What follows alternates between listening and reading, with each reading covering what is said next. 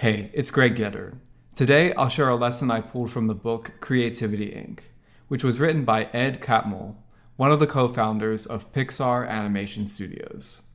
For context, Pixar was initially founded as a division within Lucasfilm called the Graphics Group. They started by developing technologies to improve the state of digital movie making, including building a state-of-the-art image processing computer called the Pixar Image Computer.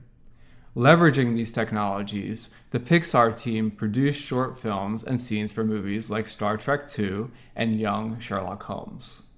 Pixar was eventually spun off into its own company, and they initially struggled with their dual identity of being a technology company as well as an animation studio. They eventually sold the hardware business to focus on making films, in addition to building software like RenderMan that would support digital movie making.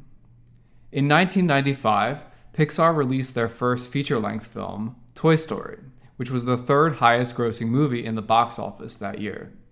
Soon after the release of Toy Story, they went public, with Steve Jobs as the CEO. After Toy Story, Pixar went on to produce some of the most popular animated films of all time, including Finding Nemo, Up, and Ratatouille. Disney acquired Pixar in 2006, but the two companies had always worked together in some capacity. Disney had used the Pixar Image Computer and software to produce hits such as Beauty and the Beast, The Lion King, and The Little Mermaid. Disney also supported the production and distribution of all feature-length Pixar films, starting with Toy Story.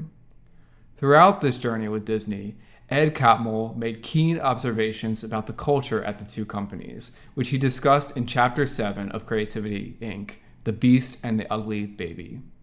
Catmull noted that Disney had produced a string of #1 box office films from the late 80s into the early 90s, but for nearly 2 decades thereafter, they did not produce a single #1 hit. Something happened, and it wasn't for the lack of effort.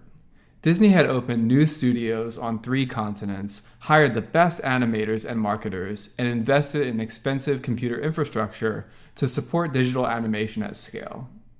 In theory, this should have allowed Disney to continue their streak, but they had installed too many systems and processes, and there was immense pressure to keep all the resources busy.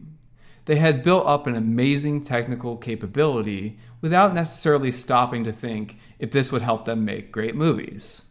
Ed Catmull calls this feeding the beast. Quoting the book Creativity Inc., "If you had asked around Disney at the time, you would have had trouble finding someone who believed that animated storytelling was a product that could or should be made on an assembly line, even though the term feed the beast has that very idea embedded in it." Pixar itself fell into the trap of instilling too much process. They realized many of their costs came from tinkering with movie scripts after production had started. This resulted in lots of rework for the animation teams, so Pixar management decided that they would finalize all scripts before they started production. This would make the films much cheaper to make. But they backtracked on this idea.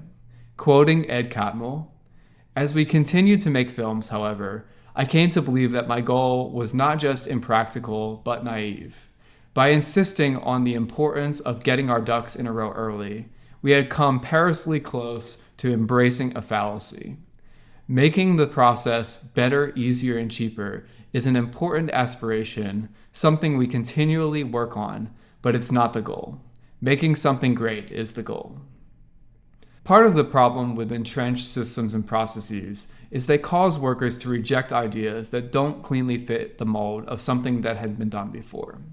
When exploring new ideas, it's easy to look for flaws that can lead you to dismiss the idea.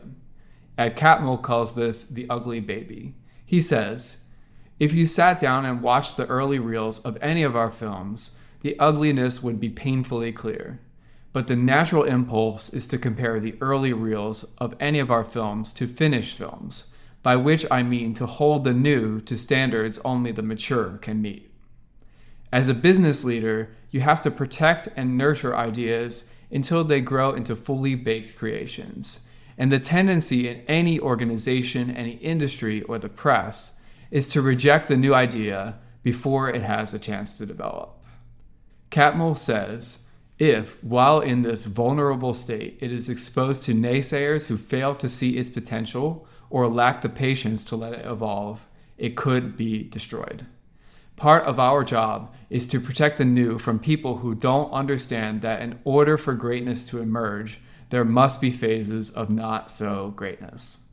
Now, the Pixar co-founder isn't asking us to abolish the beast or abolish processes. Every successful company has leveraged processes to scale.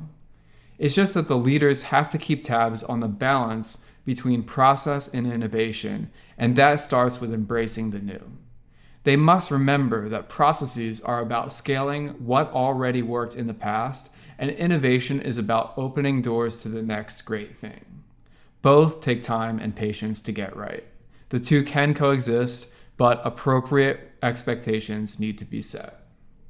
I want to finish this video with a quote from Anton Ego, the notorious and much feared restaurant critic from the Pixar movie Ratatouille.